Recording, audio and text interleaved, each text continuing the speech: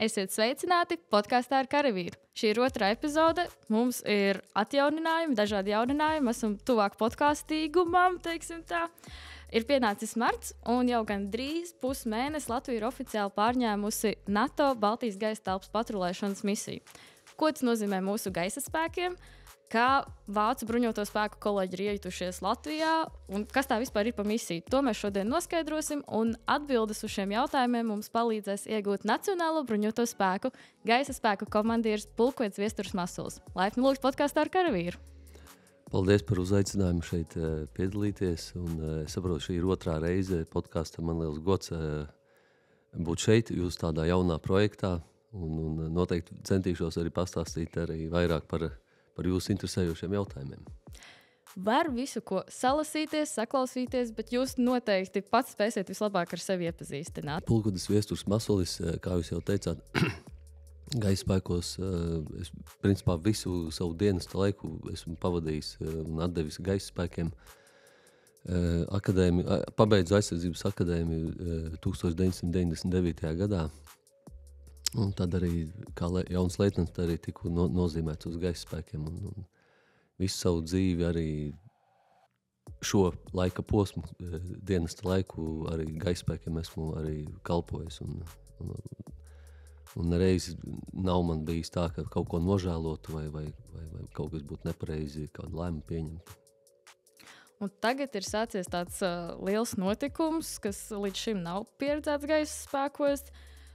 Kādas ir sajūtas šobrīd, kad NATO Baltijas gaisa telpas patrulēšanas misija notiek no Latvijas, paceļas no Lielvārdes bāzes? Pacelājušas sajūtas un arī milzīgs lepnums, galvenokārt par mūsu karavīriem, kas to ir sasnieguši un ar grūtu darbu izdarījuši. Varu pastāstīt bišķi vairāk par to laika posmu, kā tas viss sākās. Droši, protams. Mums, kā jūs jau zināt, līdz šim brīdim bija 2 lidlauki Baltijas gaisa teritorijā, kur nodrošināja gaisa patrulēšanu. Tā bija Lietuva un Igaunija, Šauļu bāze un Amari. Un gadu atpakaļ Igauņu puse vērsās pie Latvijas ar lūgumu palīdzēt uzņemt gaisa patrulēšanas misiju, jo viņu lidlauks ir tiek remontēts. Un viņiem skrejceļu skaits ir 1, Šauļiem, piemēram, ir 2 skrejceļi, viņiem šie remonta darbi viņus neietekmē, tad viņi var izmantot otru, kamēr tiek viens remontēts. Amaros ir 1 skrejceļš, un tad viņi vērsās pie mums. Un sākotnēji tas, protams, bija militārajā līmenī. Igaunijas gaisa spēku komandieris vērsās pie manis, un, protams, es biju savā ziņā tomēr, uztraukums bija, jo es zināju, ka mums lidlauks bruņotu iznīcinātāju uzņemšanai nav infrastruktūra pielāgota. Un zinot, cik, teiksim, infrastruktūras modificēšanas darbi aizņem lielu laiku, man bija bažas par to visu. Bet, liels prieks, ka politiskā līmenī arī visos līmeņos zaļā gaisma dota šim pasākumam. Un tad, protams, ja ir politiskais atbalsts, tad daudz lietas var ātri izdarīt. Un tad arī šīs gada laikā bruņoto spēku karavīri ieguldot lielu savus zināšanas, prasmes un varēšanu.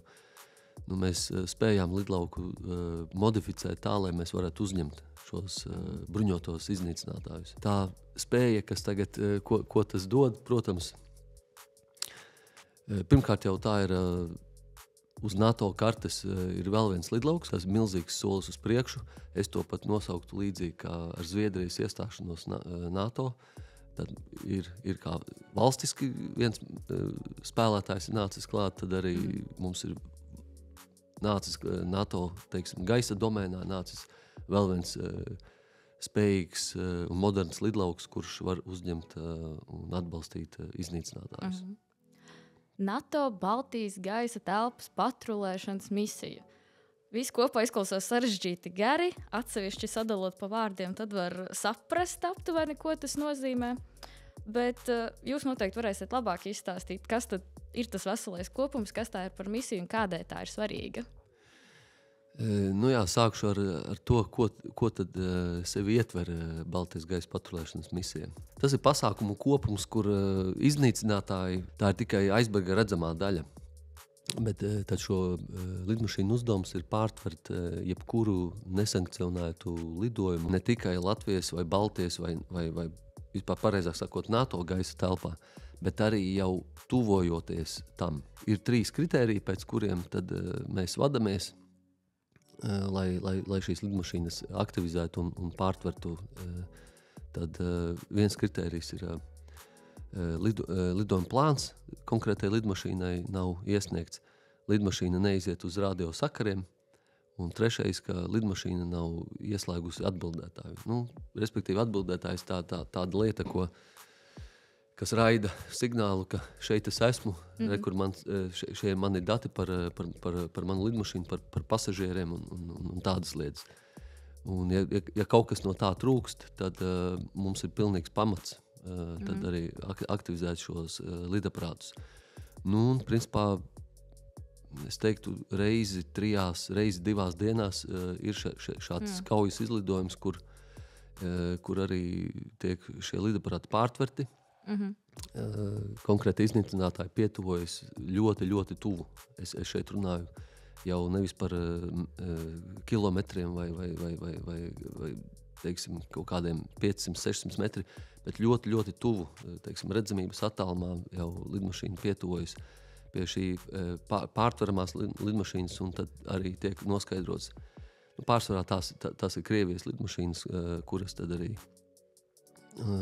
iznīcinātāji piefiksē, pavada līdz drošam attālumam, kad viņi ir pametuši NATO teiksim, teritoriju, un tad jau viņi atgriežas uz savu mājas bāzi. Un tad tā ir tā redzamā daļa, bet ir vesela virkne pasākumu Baltijas gaisa patrulēšanā, kas ir tā, es to saucu par melnā darba darītājiem. Tas ir viss lidlauka personāls, kas nodrošina, līdzīgi kā lidostā Rīga, arī noteikti esat bijusi un redzējusi, ka ir vesela virkne cilvēku, darbinieku, kas nodrošina šo lidmašīnu darbību. Tā ir uzpilde, aeronavigācija, lidlauku tīrīšana, dispečeri, kas tornī šīs lidmašīnas vada, un tā tālāk. Un tad ir vēl vesela virkne tie darbinieki un karavīri, kas, un šajā gadījumā tie ne tikai gaisa spēka karavīri, tie ir arī nodrošinājuma pavēlniecības 2. reģionālais nodrošinājuma centrs, kas nodrošina arī šo karavīru šīs misijas izmitināšanu, ēdināšanu, medicīnas aprūpe un tādas lietas.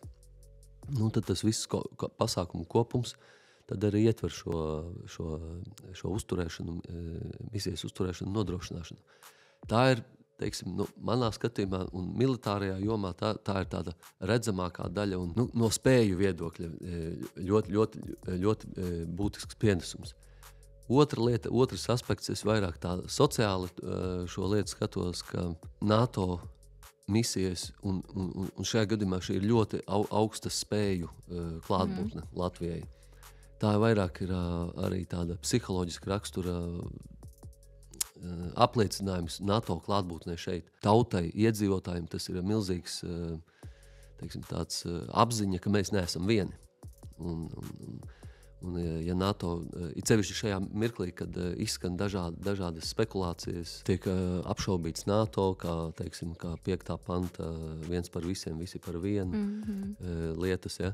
Tad šeit ar reāliem darbiem, ar reālu rīcību, tas viss tiek apgāsts. Un es domāju, to var atstāt mierīgi spekulāciju un neprofesionāļu ziņā šādas lietas izplatīt. Es redzu un skatos uz faktiem un darbiem, un to ļoti labi var redzēt. Ja ir īpaši izcelts, ka šī ir NATO Baltijas gaisa telpas patrulēšanas misija, tas nozīmē, ka arī citu NATO reģionu gaisa telpā šādas misijas notiek, vai tā ir vienkārši, teiksim, tā piesaista konkrētajam reģionam šī gadījumā? Nē, tā nav. Tā ir obligāta prasība NATO valstīm, dalībvalstīm, ka tev ir spēja nodrošināt savu gaisa telpu.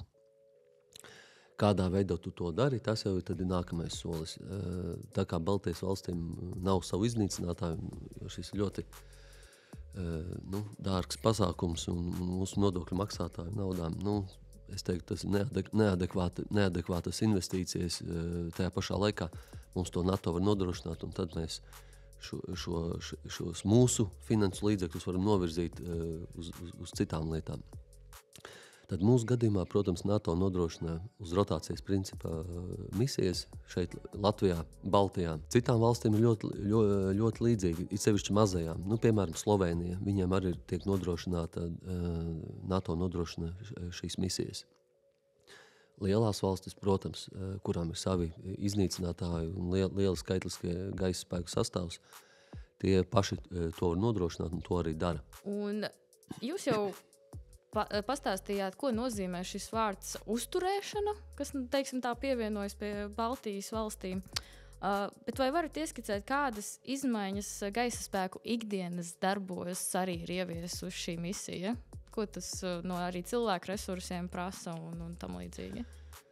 Kā es jau teicu, šī gada laikā jau aviācijas bāze, teiktu tā, ir līdz nepazīšanai tagad. It sevišķi tie viesi, kas ir bijuši bāzē gadu atpakaļ un tagad īsti salīdzināt to nevar. Un Lielvārds bāze infrastruktūras jomā aug burtiski ne pa stundām, ne pa dienām, pa minūtēm. Un, teiksim, tas no infrastruktūras viedokļa, bet no personāla viedokļa, protams, izmaiņas lielākās tādas, ka mums tagad ir jāspēj nodrošināt šī misija 24/7 režīmā. Un tā mums tas notiks nākamo visu 9 mēnešu laikā. Tātad no marta līdz decembrim viss Lielvārds lidlauka personāls, ja līdz šim darbojāmies gaisa kuģu apkalpošanai pēc tiem saucamiem pieprasījumiem. Mums atnāk pieprasījums, lidojuma plāns, mēs zinām, ka tādā laikā atlido lidmašīnas, tad mēs jau sagatavojamies un tad pārējo laiku, zinot, ka, teiksim, šajā naktī, nākamajās naktīs nenotiks neviens lidojums, mums personāls ir dežūra režīmā un nav teiksim, viņš notāskots vai dots uzdevums viņiem atrasties uz vietas. Tad pēc 1. marta tas ir pilnīgi kardināli mainījies. Tāpēc, ka mēs nevaram neviens paredzēt, ka naktī arī var notikt kāds kaujas lidojums. Un tas nozīmē, ka karavīriem jābūt 100% spējīgiem nodrošināt un atbalstīt šo misiju kā dienā, tā naktī. Kā darba dienā, tā arī brīvdienās. Tas ir lielākais, teiksim, tās izmaiņas, kas arī ir. Un arī karavīru, teiksim, tajās galvās arī ir tomēr tā atbildības sajūta krietni lielāka. Un varbūt sākuma pirmās dienas es pats jūtu, ka ir tāds varbūt ne bažas, bet varbūt tāds patīkams uztraukums. Tas tā kā pirms katra skrējiena, bet tik līdz sākam skriet, tas viss, kas saka, uztraukums ir beidzies, un tad mēs fokusējamies tieši uz to savu uzdevumu, tikai uz priekšu. Tā arī ir, jā. Un šīs te kaujas lidmašīnas, mēs esam redzējuši noteikti daudzās filmās, protams, populārākā gan jau ir Top Gun ar Tomu Krūzu. Un dažās no tām var redzēt, kā piloti trenējas, kāda viņiem ir šī slodze, kas, man liekas, pielīdzinām arī Formulas 1 pilotiem, kam jāiziet cauri. Varbūt jūs varat pastāstīt, kā karavīri sagatavojas šai misijai un kādi treniņi vispār nepieciešami, lai piloti būtu gatavi lidot ar kaujas lidmašīnām? Jāsāk ar to, pirmkārt, ar pilotu atlasi. Pilotu atlasi ir ārkārtīgi smalks un svarīgs process pašā sākumā. Jo, ja nepareizi izvēlēts kandidāts kļūt par pilotu, tie ir milzīgi izšķēstas naudas, jo viņa pilotu sagatavošana prasa milzīgus līdzekļus. Lūk, un tad šie kandidāti tiek izvērtēti no dažādiem aspektiem, gan no psiholoģiskā noturība, ja? Ļoti svarīga ir veselība. Veselībai jābūt nevis ļoti labai, bet perfektai. Viņam tā slodze, spiedienu izmaiņas viss. Tieši tā, viņu, teiksim, tā fiziskā sagatavotība jābūt jau ar pirmo dienu, jau viņam tam potenciālam ir jābūt. Protams, apmācības laikā viņi tiek trenēti un visas šīs slodzes, un es teiktu pat pārslodzes, viņiem tiek papildus likts iekšā, un, protams, viņiem netrenētam cilvēkam iesēžoties iznīcinātājā, pat pie nelielām pārslodzēm šis cilvēks vienkārši atslēgtos. Bet piloti tiek trenēti un sagatavoti, lai tas nenotiktu.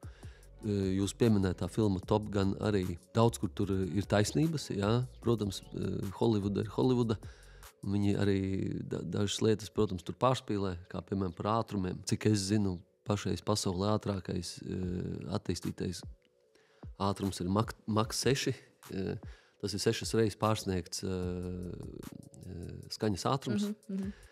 Un tie ātrumi ir ārkārtīgi lieli. Top Gunā, cik es pareizi atceros, man liekas, tur bija laikam gāja uz rekordu Toms Krūzs ar savu to eksperimentālo lidmašīnu, man liekas, bija Mach 10. Ja?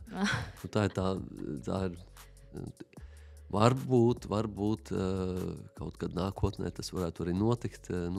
Šobrīd tādu tehnoloģiju cilvēcei nav. Skatoties uz to Holivudas tām lietām, kas ir saistībā ar iznīcinātāju, manevri, ekipējums, pilotu sagatavotība, apmācība, treniņi. Tur daudz ko var tiešām paskatīties, kā tas reāli ir. Tā ir taisnība tomēr. Tā ir taisnība, realitāte. Protams, cita galējība ir Zvaigžņu kari, piemēram. Protams. Tur jau tās jau ir pasakas un sāgas, ja, bet Top Gunā daudz kur var pasmelties un iegūt. Kas ir sliktā ziņa Latvijā un es teiktu arī Baltijā, ka tā kā mums nav tādu iznīcinātāju, tad šo pilotu sagatavotība arī Latvijā nenotiek, jo vienkārši mums šādu lidmašīnu nav. Bet attiecībā uz pilotu sagatavošanu, kas mums gaisspēkiem ir savi jaunie Black Hawk helikopteri, tur mums manis pieminētās lietas ir ļoti no svara. Mēs skatāmies arī uz aizsardzības akadēmijas jaunajiem kadetiem. Mēs jau agrīnajā stadijā jau mēģinām saprast, kuri tad varētu identificēt, būt. Kurš. Jā, un arī šos jaunos cilvēkus arī jau tā mentāli sagatavot, lai viņi jau mācoties jau akadēmijā, teiksim, 3., 4. kurs, lai viņi jau sevi jau nopozicionē šīm lietām. Tā mērķtiecīgi skatās uz to. Lai arī tā interese viņam sāk parādīties, un viņi sevi arī daudzas lietas sāk, arī daudz ko var atrast, arī interesēties, un šādi kadeti un jau jaunie leitnanti, kas atnāk, ir daudz jau sagatavotāki. Un šajā gadījumā es tieši domāju ar galvas ziņā. Viņi arī zina, ko viņi grib. Un tad jau mēs viņā liekam iekšā šīs finanses apmācībā, un tad viņi apmācās. Principā te jau bija runāts, ka piloti gandrīz vai kā ārsti, 8-9 gadi jāgatavo. 4-5 gadi ir akadēmijā, tad gads vēl viņi mācās vispārēju aviāciju, apgūt gaisa kuģa iemaņas lidošanai. Un tad vēl viens gads ir jau uz konkrētā tipa gaisa kuģi. Vai tā kā helikopters vai lidmašīna? Jo sākotnēji viņi, lidotāji tad apgūs šīs lidošanas prasmes, jo daudz kas ir jāiemācās. Gaisa telpa, pieteikšanas, kā gaisa telpa tiek sadalīta. Līdzīgi kā ceļu satiksmes noteikumi uz mums uz ceļiem. Ja? Tas pats arī uz gaisā ir. Un tad šīs lietas tiek apgūtas. Protams, gaisā viņas daudz sarežģītākas, komplicētākas, jo atbildība krietni lielāka ir. Un tiklīdz tas viss ir apgūts, un tad ir uz konkrētā tipa, tad mums ir 6-7 gadi no cilvēks no ielas, mums tad jau ir pilots, un tad mēs viņā liekam iekšā, un viņš jau arī atbalsta lidojumus, apmācījies un arī tad attīsta tālāk jau savas prasmes un iemaņas jau uz sarežģītākiem lidojumiem. Un tad jau mēs skatāmies uz meklēšana, glābšana, speciālās operācijas, ar speciālu uzdevumu vienībām, ārējā piekare lidojumi, ugunsgrēku dzēšanas ar tiem lielajiem baloniem, kas no ūdens tilpnes paņem, ielas aizlido un tad virs mežiem tiek dzēsts. Tas viss nāk ar lieliem... Vēl papildus tiem jau 8, 9 gadiem vēl. Tā ir tā pieredze, jā. Tā ir tā pieredze, un ja mēs saskaitam to visu kopā, tad, protams, šie piloti, gandrīz var teikt, zelta vērtībā ir. Ne tikai no tā finansiālā viedokļa, bet arī no tās spējas, ko viņi spēja valstī dot. Es zinu, ka dažādu valstu gaisa spēku apakšvienības sevi mēdz nodēvēt, vai teiksim tā, identificēt ar kādu dzīvnieku. Portugāļiem ir jaguāri, amerikāņiem ir melnie kaķi. Jā, un šobrīd Lielvārdes gaisa spēku bāzē uzturas vācu tīģeri. Vai ne tā? Vai kāda no mūsu gaisa spēku vienībām vai aviācijas eskadriļā ir šāda te apakšvienība? Jā, es kā reiz par šo nesen, starp citu, runāju ar aviācijas eskadriļas pilotiem, un par šo es arī viņiem jautāju, kā tur ir ar kaut kādu, teiksim, es pat latviski, angliski niks, ja, šī iesauka, kādā veidā šo gaisa kuģi varētu nosaukt un tā. Atbilde bija tāda, ka pagaidām tas vēl nav, jo viņi gaida vēl īsto mirkli, lai kaut kas, teiksim, ar kaut kādu saistību, vai tas ir dzīvnieks, vai kaut kas cits, kas varētu piešķirt tādu vēsturisku, pārsvarā jau tas vairāk saistīts ar kaut kādu humoru, ar kaut kādu tādu, varbūt pat pozitīvā ziņā incidentu vai kaut kādu, nezinu, notikumu, kurš ļoti, ļoti ir visiem palicis atmiņā, un tad ar to arī viņi tad to gaisa kuģi sasaista, un tādā veidā viņu arī iedod. Jā. Pagaidām tas vēl nav. Ko es varu pateikt par gaisa spēkiem kopumā? Pirms šī amata es biju gaisa telpas novērošanas eskadriļas komandieris, kur mūsu rīcībā ir novērošanas radari. Tā, kad es biju Amerikā uz šo radaru testiem, mēs šos testus veicām Nevadas tuksnesī, tāda nomaļa vieta. Un pie viena no radariem katru vakaru tur uzturējās kojotu saime. Un kaut kā tur aizgāja, jā, to mēs to radaru pa kojotu nosaucām. Un līdz šai baltai dienai jau radari jau ir Latvijā un operē, un viņam tas niks vai iesauka ir kojots. Tā arī tā vienība viņu ir turpinājusi iesaukt, un tā arī ir. Tā arī tā tad tiek iegūt šīs iesaukas gaisa spēku vienība. Tā viņas arī tiek iegūtas, un patiesībā jau es piekrītu eskadriļai, kamēr vienkārši izdomāt kaut ko tādu skanīgu vai radošu kaut ko tādu. Es teiktu, viņam nebūs tā pievienotā vērtība. Ir jāsagaida kaut kāds, agri vai vēl tas būs, un es domāju, pārliecināts, ka eskadriļa iegūs visiem helikopteriem kādu niku, kur noteikti katram būs apakšā kaut kāds ļoti interesants stāsts. Jūs teicāt, jā, ka ir jāsagaida šis notikums, kas, teiksim tā, iedod šo iesauku. Gaisa spēkiem pašiem par sevi ir ērglis uzšuvē un arī logo. Bet mēs izdomājām izklaides pēc pārbaudīt varbūt nedaudz jūsu erudīciju un arī tādus Latvijai raksturīgus putnus izdomāt. Šeit tā tad ir dažādas norādes, ko es arī nolasīšu, lai mūsu skatītāji, klausītāji redz un dzird. Bet jā, šeit ir paslēpušies 4 Latvijai raksturīgi putni. Un mēs tikai priecāsimies, ja varbūt aviācijas eskadriļa apsvēr šo ideju. Bet, protams, mēs arī saprotam, ka ir jāsagaida tas īstais mirklis un jāsajūt šis, teiksim tā, tas dzīvnieks. Bet tātad pirmais slaids salīdzinoši liels putns ar garu kaklu. Viens no raksturīgākajiem Latvijas purvaputniem, gājputns pavasarī un rudenī bieži redzams uz laukiem. Kas tas varētu būt? Man nāk prātā tikai dzērve, ka tā varētu būt dzērve. Un tā arī ir. Tā, jādabū nost. Jā. Starp citu, runājot par iespējams, ka šis podcasts arī varētu būt tas īpašais notikums. Jā, kāds varbūt, kā mēs tā kā nokūmosim kādu gaisa kuģi, iedosim viņam vārdu. Kas, jūs jau zinat, noteikti esat redzējuši mūsu Black Hawk helikopterus, viņi ir tieši tādā pelēkā krāsā, kā arī dzērve, jā. Vienīgi nesaskan ar to Black Hawk kā melnais vanaks, bet dzērve tas tā Latvijai raksturīgi. Bet labi, nākamais. Viens no Latvijas plēsīgajiem putniem Eiropā ligzdas veido kliņšainās teritorijās, Latvijā tikai kokos.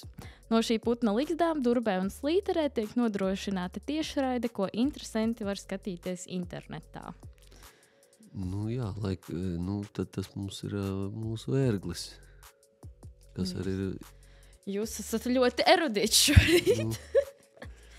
Jūs pareizi otro jau atminējāt. Jā, tas ir jūras ērglis.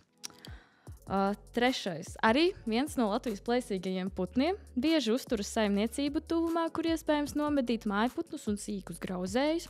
Šī putna nosaukums ir daļa no militāra lidaparāta nosaukuma. Nu jā, jūs jau visu arī pateicāt. Tas ir mūsu vanadziņš. Jā. Jā.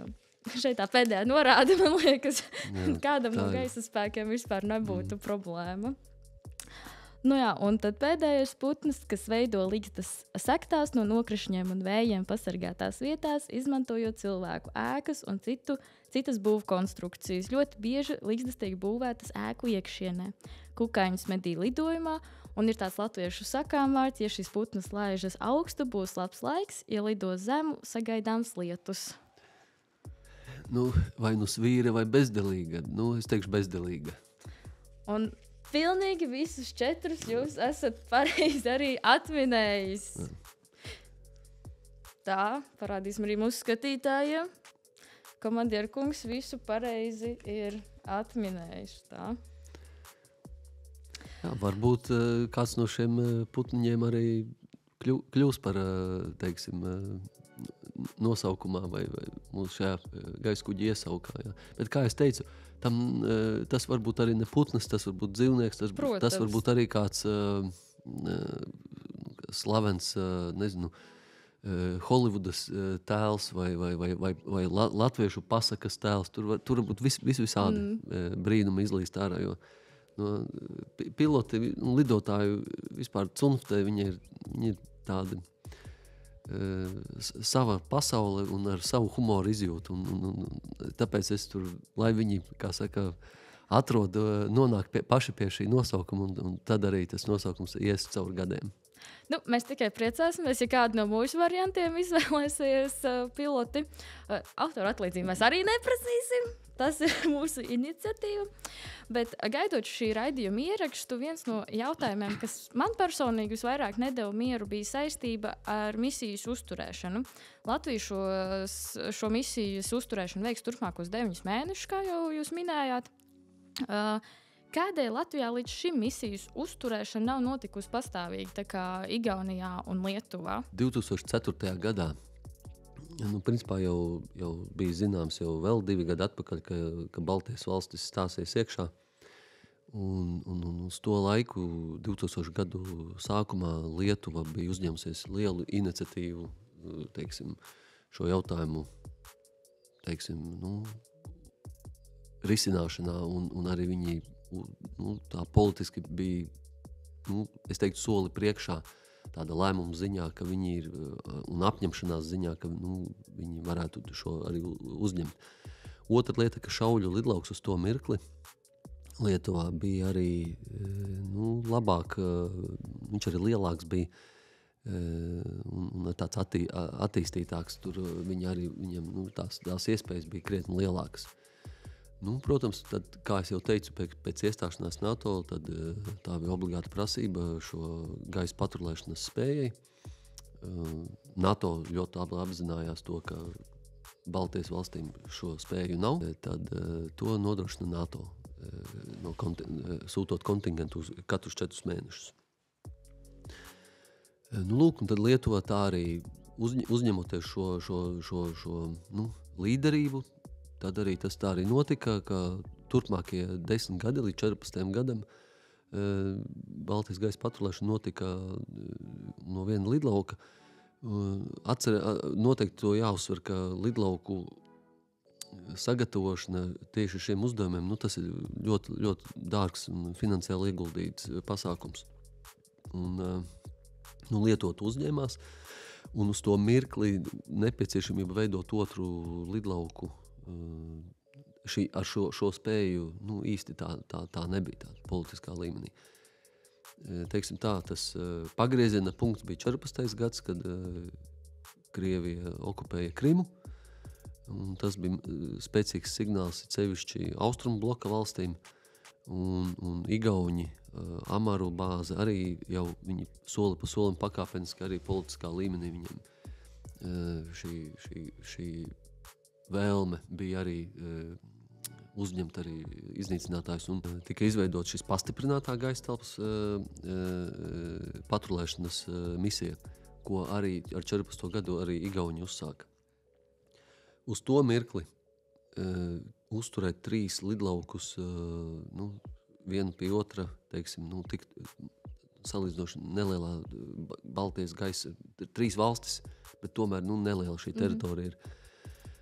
Tas būtu ļoti, ļoti dārgs pasākums. Tā vietā Latvija Lielvārde uzturēja tieši helikopterus un veidojās.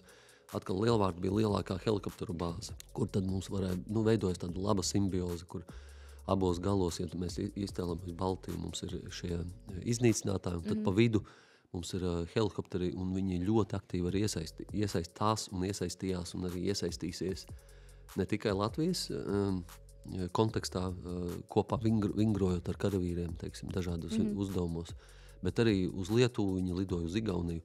Tagad tuvākajā laikā Somija ir iestājusies, arī no mūsu bāzes lidos helikopteri arī uz Somiju, uz vingrinājumiem. Es teiktu, ka tas bija ļoti labs tāds simbiozes, labs risinājums, un es tādu lielu nepieciešību tam visam, un arī politiskā līmenī tas netika arī tā saskatīts. Protams, ka situācija eskalējoties pēc 24. februāra 22. gads, Krievijas ieiešana Ukrainā, tas principā, es neteiktu, ka atvēra acis, bet tas bija jau liecinājums tam, ka Krievija ies uz priekšu tālāk un tālāk, un ka mums šīs spējas ir jāattīsta, kaut vai, kā es teicu, mums ir šie lidlauki varbūt salīdzinoši tuvu viens pie otra ar šo iznīcinātāju atbalstu, bet tas bija skaidrs, ka mums arī šai lietai ir jābūt. Un tieši laikā nāk arī šis Igaunijas lūgums piesakt viņus, kamēr viņi tiek remontēti.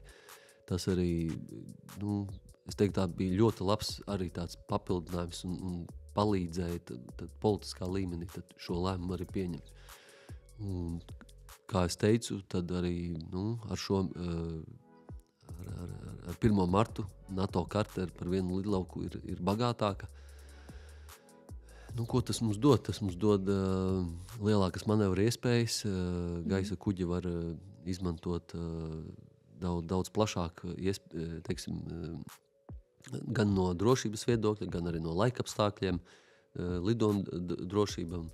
Un daudz aspekti ir arī mums šeit Lielvārdē. Šis lidlauks dod daudz citas pozitīvas lietas, kā piemēram Sēlijas poligons tūlīt attīstīsies, kur mēs varēsim ne tikai sauszemes elements vingrot un trenēties, bet arī gaisa elements varēs trenēties, jo šis Sēlijas poligons paredz arī gaisa zemē dažādu kinētisko ieroču šaušanas vingrinājumus. Tad Lielvārdes lidlauks ir perfekta vieta, kur šie bruņotie gaisa kuģi var uzpildīties un apbruņoties, doties uz uzdevumu Sēlijā, un tad atgriezties turpat un teiksim, šādā veidā vingrot un pilnveidot savas prasmes. Bet ir saskatām iespēja, ka tiešām ņemot vērā šos drošības apsvērumus un mūsu agresoru kaimiņu valsti, ka Latvija arī varētu kļūt par pastāvīgu bāzi, jo tomēr arī precīzi pat dekādēm varētu teikt, Baltijas valstis ir kļuvušas, sākumā 2004. gadā Lietuva, pēc 10 gadiem Igaunija, un tagad ir precīzi 10 gadi pagājuši. Un Latvija, kā jau jūs minējāt, precīzi nāk šis uzņemšanas lūgums no igauņu kolēģiem. Bāzi mums tagad arī ir pielāgot un infrastruktūra ir attīstīta, vai ir saskatām šādas kaut kādas indikācijas varbūt nākotnē? Neapšaubāmi šī lieta, ja ir tik ieguldīts milzīgs teiksim, šis finansiālais un arī darba resurss, kas ir šeit ir ielikts, tas būtu ārkārtīgi muļķīgi pēc, teiksim, šīs 9 mēnešu misijas, kad iznīcinātāji atgriezīsies Igaunijā, atstāt šo bāzi, teiksim, gribētu salīdzināt Sarajevas olimpisko ciematu, kur bobsleja trase ir atstāta pilnībā novārtā. Kā viens piemērs. Uz tādu vienu reizi, uz vienu pasākumu. Jā, un, protams, ka NATO to ļoti labi apzinās un saprot. Un paralēli man nekādu bažu īstenībā par šo nav. Par bruņotu iznīcinātāju klātbūtni Lielvārdē pēc tam. Jā, Baltijas gaisa patrulēšana atgriezīsies Igaunijā, bet NATO jau tagad ļoti rūpīgi strādā pie tā, angļu valodā tas saucās rotational model. Latviski es pat nezinu, vai tas ir rotācijas modelis vai kā viņu nosaukt, bet tā doma ir tāda, ka NATO pastiprinās arī gaisa elementa klātbūtni austrumu flangā. Tā skaitā arī Baltijas valstis, kur tiek paredzēts arī eskadriļas lieluma iznīcinātāju bāzēšanās Baltijas valstīs. Igauņi un leiši būs aizņemti ar šiem Baltijas patrulēšanas misiju. Mēs tad varētu būt šis pa vidu bāze, kas varētu šo arī nodrošināt. Un es šeit nerunāju, teiksim, kaut kādā tādā ilgtermiņā vai vidējā termiņā, tur pie šī strādā jau ļoti nopietni NATO kā organizācija, lai šo arī īstenotu. Tad es ļoti labi redzu, ka Lielvārds lidlauks ir tam gatavs, personāls ir tam gatavs, infrastruktūra tam gatava. Esmu vairāk kā pārliecināts, ka NATO un arī ģenerālis Hekers, kas ir Aircoms NATO gaisa pavēlniecības vadītājs, viņš to arī uzsvēra, ka Lielvārds lidlaukam pēc misijas noslēguma ir jāturpina operēt. Protams, viņš to ļoti labi apzinās, ka atkal mums nav savu šo iznīcinātāju spēju, bet šie iznīcinātāji savu šo jauno iniciatīvu tad arī Latvijā bāzēsies. Un otra lieta, par ko es nešaubos, kur mēs būsim ļoti, ļoti pievilcīgi Lielvārds lidlauks ārvalstniekiem, ir šis mans pieminētais Sēlijas poligons ar šo gaisa zeme bumbu mešanu. Jo Eiropā nav daudz vietu, kur to var veikt. Un ja Latvija šo piedāvās, tad mēs arī šeit Lielvārds infrastruktūra Sēlijas poligons būs kā kopīgs komplekss, kur visu šo arī var kopīgi arī īstenot. Jūs jau minējāt, ka patrulēšanas misija tiek nodrošināta rotācijas kārtībā. Šobrīd Vācu bruņoto spēku kolēģi ir pie mums Lielvārdē. Kā viņi vispār ir iejutušies Latvijā un arī tieši bāzē konkrēti? Jā, šī gada laikā, kamēr mēs gatavojamies, vācieši pie mums bija braukuši, ja nemaldos, 3 vai 4 vizītes ar visu jomu speciālistiem. Piloti, tas ir tikai atkal aizberga redzamā daļa. Ja? Tur bija drošības eksperti, tur bija lidlauka skrejceļa virsmas, tur bija avio dispečeri, aeronavigācija, apgāde. Ļoti daudz lietas, pa ko mēs visiem tiem punktiem, teiksim tā, mēs sastādījām šo ceļa karti ar visiem tiem uzdevumiem, ko ir identificējuši vācieši, teiksim, redzot lidlauka statusu, kāds uz to brīdi bija, un tādu, kādu viņam vajadzētu, teiksim, būt kā gala versijā. Un, tas mājas bija ļoti liels. Man jāsaka arī liels paldies Igaunijas bruņotajiem spēkiem, gaisa spēkiem, kuri mūs atbalstīja arī ar padomu, ar savu pieredzi. Tad tā sagatavošanās posms manā skatījumā, tāpēc pašā sākumā, par ko es arī tiešām esmu lepns par saviem karavīriem, ka mēs to mājas darbu izdarījām gana labu, lai vācieši tad arī šeit justos labi. Atkal, ne tikai lidotāji, bet arī visu jomu speciālisti. Ja? tās pašas gaisa kuģu uzpildes, gaisa kuģa noparkošanās, apkopes, remonti. Es nemaz nestādos priekšā, cik daudz ir tā cilvēku, tiešām masa varētu teikt, cilvēki, kas aiz tā visa stāv, jo, tiešām, kā jūs sakat, piloti ir tā redzamā daļa, kas izpilda to beigu, teiksim, tā daļu. Un otra lieta, šī tā militārā sadaļa, pie kā mēs ļoti rūpīgi strādājam, lai tīri profesionāli Vācijas gaisspēku karavīriem būtu optimāli un kvalitatīvi pildīt savus pienākumus. Bet tā otra daļa, pie kā mēs tagad ļoti būtiski, jau man kapelāns strādā pie tā, mūsu publisko attiecību meitenes pie tā ļoti aktīvi strādā, lai vācieši nejustos šeit, teiksim tā, iesprostot bāzē un tikai to vien darītu kā šos kaujas uzdevumus. Bet mēs esam padomājuši arī par dažādiem kultūras, vēstures, sporta pasākumiem, lai viņi mums šeit ir pilnvērtīga pieredze. Jā, integrētos. Viņi jau pamazām jau ir integrējušies. Mēs viņus tā iesaistīsim vairāk un vairāk savos dažādos pasākumos. Tuvākais, kas mums tagad ir, protams, ir Lieldienas. Ļoti ceru, ka mums sanāks arī. Es tā nezināju, ka mums ir cits kontingents spāņi, kur ir ļoti, ļoti katoliciski un tā ticīgi, bet man bija tās pārsteigums, ka vācieši arī ir ļoti viņu tās kontingents ir ļoti garīgi, arī virzīts uz tādām garīgām lietām. Un viņi izteica ļoti lielu vēlmi arī uz Aglonu aizbraukt, un tad mēs arī tad centīsimies arī to darīt to maksimāli, ko varam. Norganizēt arī, protams, daļa karavīri to varēs tik izdarīt, jo daļa būs norīkot. Jā, jo ir šie 24/7 režīmā jānodrošina šīs dežūras. Tie, kas uz to mirkli būs brīvāki, tie tad arī mēs plānosim arī šāda veida aktivitātes. Un vispār, kā notiek šī rotācija? Kas vai drīzāk kā tiek izlemts, ka tagad, piemēram, Vācijas gaisa spēki nodrošinās misiju, un pēc tam atkal nākamais kontingents brauks uz šejieni? Jā, šo lietu, protams, organizē un orķestrē NATO, kurā, teiksim, šis Force Generation vai spēku veidošanas vai spēku sagatavošanas fāzē, tas apmēram mēs runājam par 1 līdz 2 gadi iepriekš, jau ir zināms, valstis pašas piesakās, kuras ir gatavas atbalstīt konkrēto laika posmu, konkrēto bloku, un tad NATO šo visu saliek pa plauktiņiem, saliek kopējā pavēlē, un tad izdodot pavēli, manis pieminētais ģenerālis Hekers, NATO gaisa pavēlniecības vadītājs šeit, izvieto Vācijā, Ramšteinā.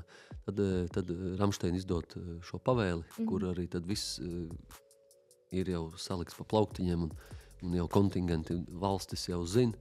Un, protams, kāpēc tas ir svarīgi jau 1-2 iepriekš, manis pieminētā teiksim, jau tiek ar konkrēto lidlauku šie valstis jau sazinās un dodās arī pieredzes vizītē, lai, teiksim, būtu gatavi uzņemt.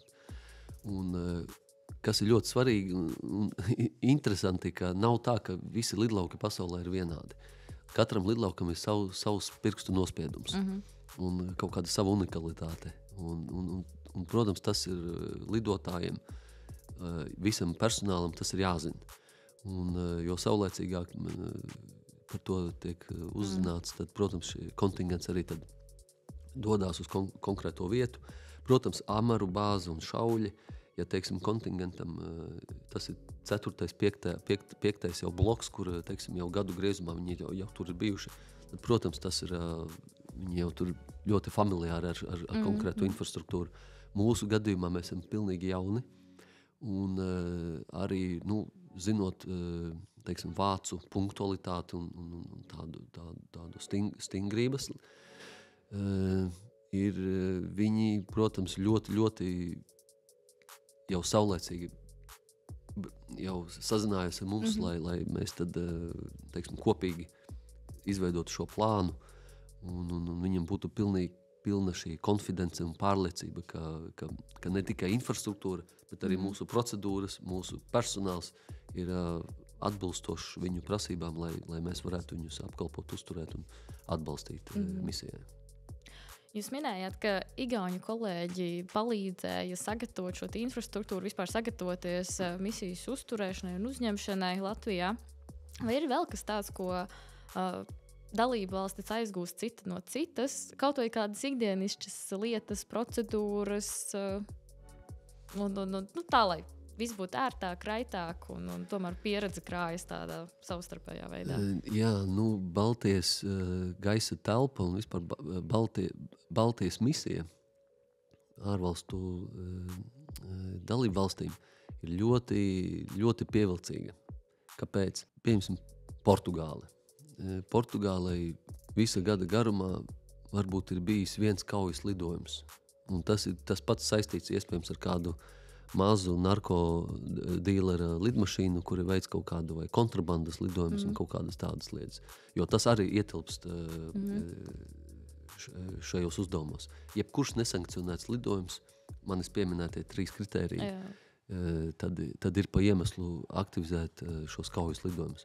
Mūsu gadījumā, Baltijas gaisa telpas gadījumā, ir mums kaimiņos ir tāda valsts Krievija, kura ļoti plaši un teiksim tā klāji ignorē vispār pieņemtās lidojuma normas. Ārvalstu, teiksim, sevišķi vairāk uz rietumiem vērstām dalību valstīm ir ļoti, ļoti viņi grib šos treniņus, šos kaujas lidojumus pārtvert Krievu lidmašīnas.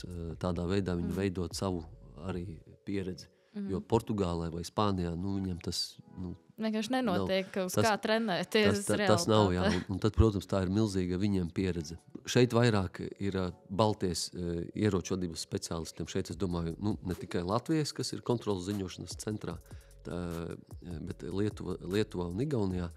Respektīvi, šie centri ir otra aizberga neredzamā daļa, kura nodrošina, lidlauks ir viena daļa, bet šis kontrolas ziņošanas centrs ir otrs, kas nodrošina šo iznīcinātāju, kad viņi dodās lidojumā pārtvert gaisa kuģi, viņi šo pilotu vada. Viņam ir arī austiņas līdzīgas kā mums, viņam ir sakari ar pilotu, un viņam ir priekšā radara ekrāns, kur viņš redz šo lidmašīnu dodoties uz pārtveršanu. Un tādā veidā viņš sazinās ar pilotu un viņu novada pēc iespējas ātrāk un precīzāk uz pārtveršanu. Savukārt šeit ir milzīga, un šie cilvēki, kas to nodrošina, ir ieroču vadības speciālisti. Un šie speciālisti manā skatījumā ir vispieredzējušākie tieši Baltijas kontekstā, vispieredzējušākie atšķirībā no citu kontrolas ziņošanas centra. Jo, piemēram, to pašu Portugāli paņemam. Viņu kontrolas ziņošanas centrā viņiem jau izsenis ir konkrētā tipa gaisa kuģis, un viņi ar to strādā ikdienā un gadiem. Mūsu gadījumā mums katri 4 mēneši mainās dalībvalsts, mainās gaisa kuģa tips, mainās procedūras. Tas nozīmē, ka mūsu šie IVS saīsinājumā ieroču vadības speciālisti, šie IVS, viņi ir daudz pieredzējušāki, jo viņu klāstā ir, mums tas varbūt tā kā defekts, bet tas veidojas par efektu. Mūsu IVS ir krietni ar plašāku pieredzi darboties ar dažāda tipa iznīcinātājiem. Tā ļoti triviāli varētu teikt salīdzināt, bet jo šoferis biežāk maina mašīnas, jo viņš arī tomēr ātrāk spēj pielāgoties dažādām mašīnām, nekā ja tu 10 gadus brauc ar vienu. Īstenībā ļoti labs piemērs, jā. Tā vienkārši varbūt primitīvi, bet pilnīgi taisnība, jā, ka un šāds šoferis, ja notiks, teiksim, viņš iestiks kaut kur mežā, viņam būs krietni lielākas iespējas un saprašana un pieredze to mašīnu dabūt ārā. Ļoti līdzīgi arī mūsu IVS-iem, tad, ja nedod Dievs, ja iestājas šī X stunda vai krīze, es teiktu, ka mūsu IVS tādā ziņā ir krietni adaptīvāki uzņemt šos kombinētās dažādu gaisa kuģu, teiksim, uzdevumu izpildi, jo viņiem vienkārši būs plašāk šis spektrs. Vācijas bruņotie spēki nav vienīgie NATO sabiedrotie, kas šobrīd uzturas Lielvārdē. Jūs jau pieminējāt Spānijas kolēģus. Gaisa telpu var sargāt gan fiziski, gan arī no zemes, pretgaisa aizsardzības sistēmas, un es saprotu, ka spāņu kolēģi ir atbildīgi savukārt par šo spēju. Vai var pastāstīt vairāk, lūdzu? Jā, principā tā doktrināla pretgaisa aizsardzība ietver sevī divus domēnus. Tad, protams, klasiski tas ir no gaisa, tātad to, ko nodrošina šie Baltijas gaisa patrulētāji, par ko mēs jau šeit runājam. Un otra sadaļa ir no zemes, kas ir krietni finansiāli lētāk, ja tā var izteikties. Ja? Tā ir no zemes bāzētā pretgaisa aizsardzība. Un liels paldies jāsaka toreizējam aizsardzības ministram Martim Pabrikam, kurš ar savu tādu aktivitāti starptautiskā līmenī izpelnījās pretgaisa spēju atvest uz Latviju. Un Spānija pieteicās, Spānijas bruņotie spēki, atbalstīt mūs ar NASAMS vidējās darbības raķešu kompleksiem. Protams, tas viss sākās 2 gadi atpakaļ, kad Krievijas iebrukums Ukrainā. Tad arī mēs ļoti labi redzējām Ukrainas notikumus, kā teiksim, cik svarīgi ir šai pretgaisa aizsardzībai loma, ne tikai savu spēku, šo militāro sadaļas aizsardzībai, bet redzam šo gļēvo Krievijas rīcību, šaut pa civilajām mājām, pa cilvēkiem, pa skolām, teātriem un tādām lietām. Ja? Tas bija skaidrs, ka mums šai spējai ir jābūt. Uz to mirkli Latvijai vienīgais no pretgaisa, kas bija, ir šī tuvās vai ļoti tuvās darbības raķešu sistēmas, kuras nespēja aizsargāt, teiksim, no tālākām distancēm esošos uzbrukumus. Tad, tika tādi politiski divas lietas pielemtas, ja. Ļoti ātri operatīvi tika, ja tā var teikt, nofraktēti spāņi, kuri tad jau ir Lielvārdē, jau šeit, šis jau ir 5. kontingents, kas viņi šeit ir. Un otra lieta, kas ir lielākais iepirkums, manuprāt, bruņoto spēku vēsturē, ir piešķirts 1 miljards eiro līdzekļu vidējās darbības pretgaisa ieroču sistēmu iegādēm. Jā, šis iet roku rokā ar spāņu klātbūtni šeit. Divu gadu laikā mēs paredzam jau ka pirmās sistēmas jau atnāks uz Latviju. Jā, ir noslēgts līgums ar Dīls kompāniju par IRIS-T. Ļoti līdzīga, ar ļoti līdzīgu spēju kā NASAMS. Ja, bet tad, kas pats svarīgākais visā šajā tieši no spāņu un atnākot uz Latviju, pirmkārt atnesa šo kapacitāti un atkal vēlreiz cilvēkos šī konfidence, ka mēs neesam vieni un ja gadījumā kāds šie gļēvais uzbrukums būs, mums ir šīs raķešu sistēmas, kuras var tad pretī stāties. Bet otra ļoti vēl svarīgāka lieta, kamēr tagad notiek mums šis iepirkums un gatavošanās, ka jau tagad spāņi ar savu aprīkojumu atnākot šeit ir devuši mums milzīgu jau pieredzi. Mums jau ir izveidoti sakaru tīkli, mums ir visas raķešu sistēmas, ar ko viņi ir atnākuši, mums jau viņas ir integrētas jau kopējā tīklā. Mūsu cilvēki jau ir apmācīti. Mēs no sakaru viedokļa, no apgādes viedokļa, no visiem aspektiem mēs jau sākam tagad vingrot un trenēties. Un spāņi mums ļoti arī palīdz un atbalsta. Ko es ar to gribu teikt? Pēc 2 gadi atnākot šim visam aprīkojumam, ko mēs pērkam nacionāli, spāņi, dodoties mājās, mums principā atnāk dzelži, ja tā var teikt, mēs viņus saslēdzam un mēs jau operējam. Mums vairs nav nekas ne jāintegrē, ne jāapmāca cilvēki. Mums ir infrastruktūra, sakaru tīkli, networki, linki, viss šis, ko mēs jau varam pilnībā pārņemt. Procedūras, ko mēs varam nodrošināt. Spāņu klātbūtne šeit ir ārkārtīgi svarīga un pozitīva tieši šīs pieredzes zināšanu jomā, ko viņi arī mums tagad arī atbalsta. Iepriekš sarunā mēs jau runājām par gaisa spēkiem, kā viņi ir attēloti filmās, un dažās no tām ir ne tikai iznīcinātā lidmašīnas redzamas, bet arī tādas lielas Boeing tipa lidmašīnas, kurām vēl piedodām ir kaut kāda milzīga satelīta šķīvja uz jumta. Varbūt varat nedaudz ieskicēt, kas tās ir par lidmašīnām, vai tādas ir tikai Holivudas izdomājumas, vai arī viņas reāli kaut kur lido gaisā? Noteikti jūs runājat par AVAX lidmašīnām, kas ir... Viņas nereti publiskajā telpā vairāk izskan kā šīs izlūk lidmašīnas. Es drīzāk viņas sauktu ne kā izlūk lidmašīnas, bet drīzāk kā agrās brīdināšanas un gaisa komandcentra spēja. Tad pirmā daļa, ko šī lidmašīna nodrošina, ir jūsu pieminētais radiolokators, kas ir uzmontēts uz šīs lidmašīnas fizelāžas augšas, kura tad nodrošina 400 km radiusā pilnu gaisa bildi par teātri 400 km radiusā. Viss šis lielais gaisa bloks tad ir kā uz delnas. Visi gaisa telpas lietotāji tur ir redzami gan draudzīgie spēki, gan neitrālie, gan arī pretinieki, ja tādi tur ir. Nu, lūk, tā ir tā viena sadaļa, ko šī lidmašīna dod, kopēju pilnu situācijas pārziņu par to areālu, kurā mēs esam.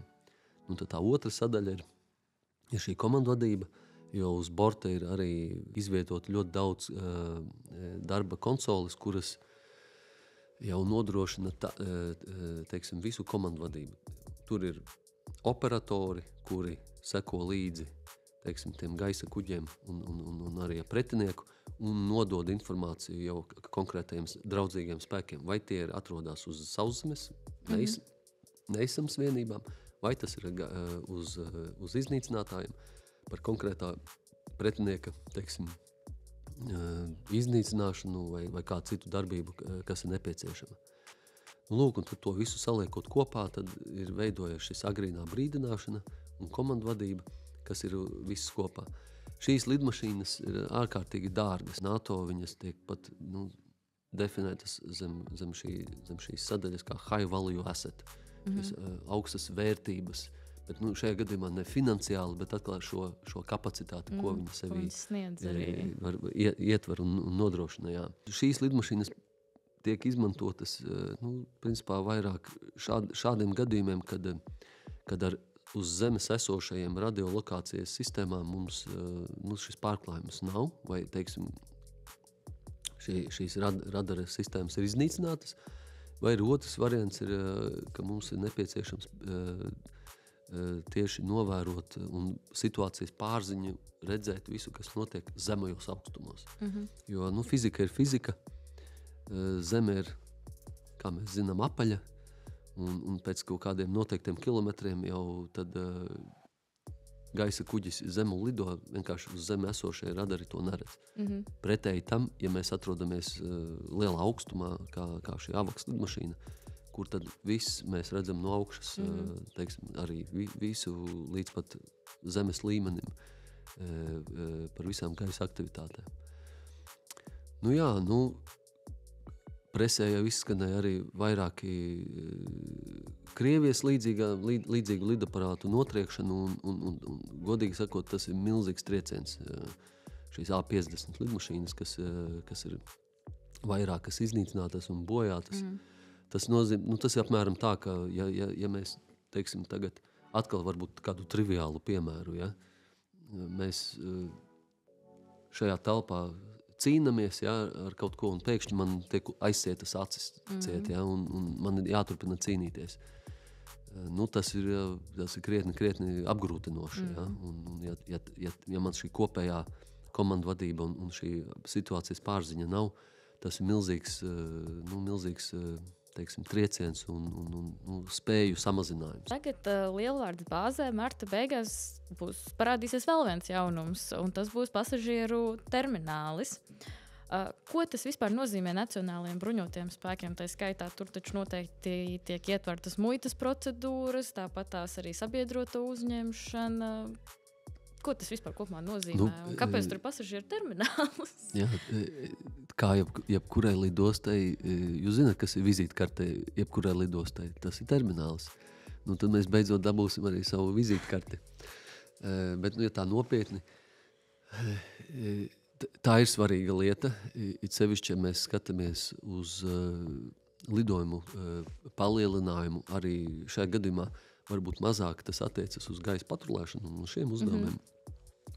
Bet uz tiem lidojumiem, kur ir karavīru pārvešana, šīs lielās transporta lidmašīnas, karavīru transportēšana, teiksim, no misijām vai dažāda materiāla tehnisko līdzekļu pārvešana, ekipējuma.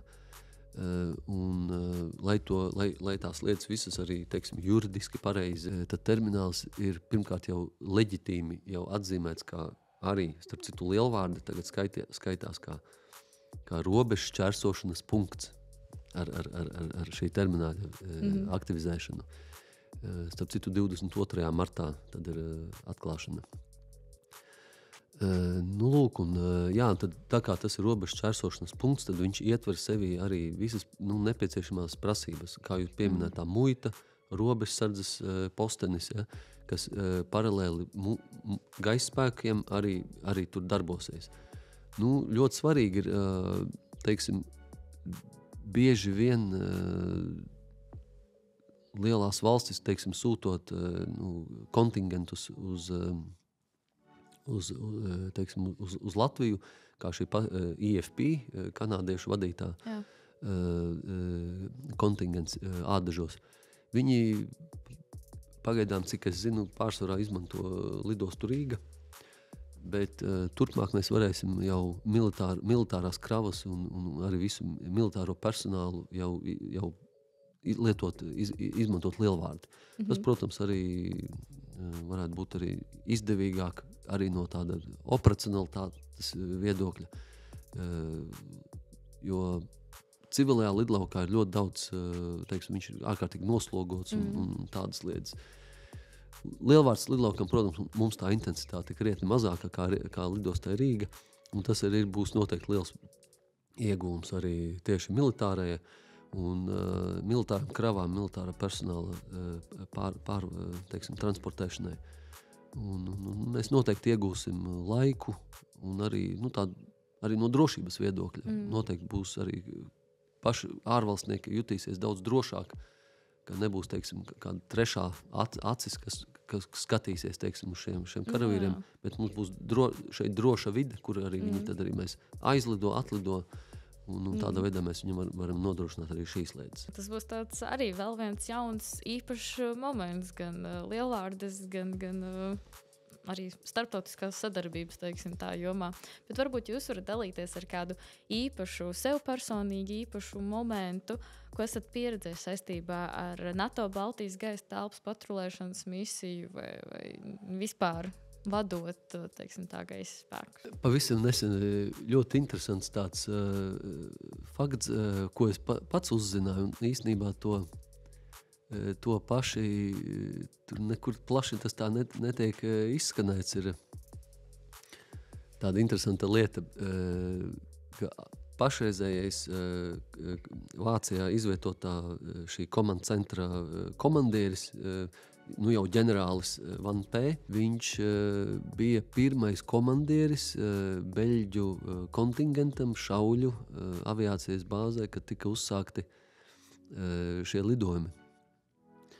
Un tad tur bija dažādi arī tur interesantas lietas. Vai es sapratu tā, ka Beļģiem ir bijis personāls arī no Portugāles, bet formāli pēc NATO misijas tur jābūt tikai Beļģiem, bet tur bija Portugāles, kuri viņi tur ir ietērpuši Beļģu drēbēs, un viņš tur ir īsti paticis, viņam tas nav. Un tāds varbūt anekdote, kur varbūt īsti neviens tādu nepasaka, ka tas tā bija vai nebija. Bet, kā es jau teicu, aviācijas cunftē ir daudz tādu anekdošu, kur iegūst tādu jau leģendas status, un tad tam cilvēkam tas iet līdzi. Ja. Un, tad es tikos ar šo ģenerāli pavisam nesen, kad mums bija šī atklāšanas ceremonija 2. martā Baltijas gaisa patrulēšanai. Un tad es šo ģenerālim arī prasīju, viņš to arī apstiprināja, ka tas viņam zīmīgi, ka viņš cik mums tas gadi atpakaļ ir, 20 gadi atpakaļ, viņš kā vēl kā vienības komandieris, tad vai viņš bija majors vai pulkužleitnants, kā vienības komandieris viņš bija šauļos, Tagad jau viņš vada jau, būdams kā ģenerālis, šo pašu pasākumu jau, teiksim tā, no citām kurpēm. Kādu padomu jūs dotu tiem, kas vēlas pievienoties profesionāliem dienestam un iet dienēt tieši uz gaisa spēkiem un iespējams tieši konkrēti pilotiem, ja mēs runājam par gaisa patrulēšanas misiju? Kādu jūs padomu viņiem sniegt? Es tikai redzu vienu tādu kritēriju, ko noteikti raudzīties, teiksim, ja jaunais cilvēks vēlas kļūt par lidotāju saimē, tad viņam ir jābūt aicinājumam. Tas ir pats galvenais, lai viņam ir aicinājums un vēlme un dzirkstelīt acīs. Ja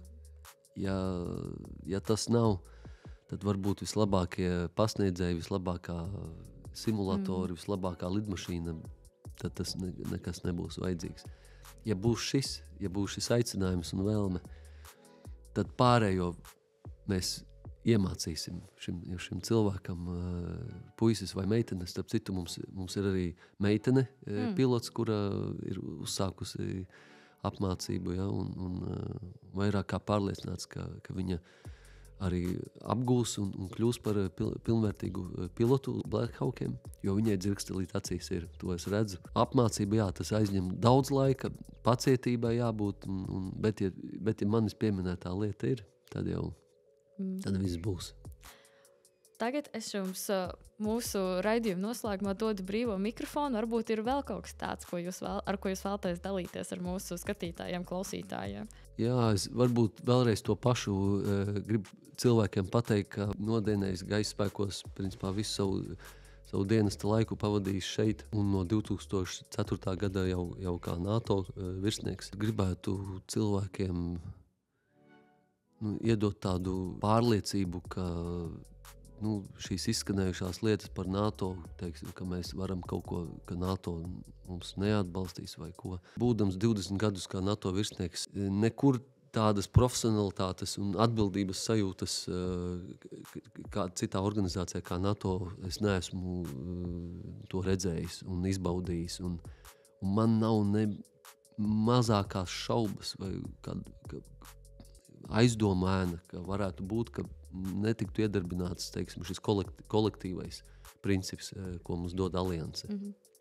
Un cilvēkiem, teiktu, mēs esam iestājušies šajā organizācijā, un šī organizācija ir tik prestiža, un viņi neies sevi kompromitēt tādā veidā, ja, teiksim, mēs kādu tagad pēkšņi izslēdzam ārā dalībnieku. Mēs esam ļoti kā drošības organizācija ļoti spēcīga. Krievijas vai kādu citu spēku, teiksim, vēlmes grozīt šajā visā, tam nav nekādu mazāko iemeslu to izredžu, to visu izdarīt. Esam, kā saka, pārliecinoši par savu valsti, par to, kurā organizāciju, kurā mēs esam. Mēs daram savu darbu pēc augstākā sirdsapziņas un profesionalitātes. Un to es redzu arī, ka to dara visi NATO karavīri. Un ja es ļoti ceru, tas nebūs, bet ja kaut kad tas būs, ja šis būs jāliek lietā, tad Krievam būs jāizjūt NATO zobens spēcīgi. Jāsaka, uz tādas iedvesmojošas nots. Paldies mūsu šodienas viesim, gaisa spēku komandierim Pulkvedim Viesturam Maslim par tiešām interesantu sarunu. Gan jau varētu vēl un vēl visāds jautājumus uzdot, jo gaisa spēki ir tāda tehniski sarežģīta, bet arī ļoti interesanta tēma. Un es pats personīgi esmu daudz ko uzzinājusi, un viena no svarīgākajām lietām iespējams aviācijas eskadriļai būs jauns simbols kāds no Latvijas putniem. Es ceru, ka skatītāji, klausītāji, jūs izbaudījāt arī šo sarunu, uzzinājāt daudz ko jaunu. Un noteikti rakstiet komentāros, kuru jūs no putniem atbalstīsiet kā aviācijas eskadriļus, vai arī ieteiksiet kādu citu dzīvnieku, ko aviācijas eskadriļu varētu izmantot, kā arī noteikti rakstiet interesantas tēmas, jautājumus, un tad centīsimies kopā izzināt atbildes uz tiem. Paldies, ka skatījāties, un sekojiet Esmu karavīrs kontiem, lai redzētu Nacionālo bruņoto spēku dzīvi karavīra acīm. Atā!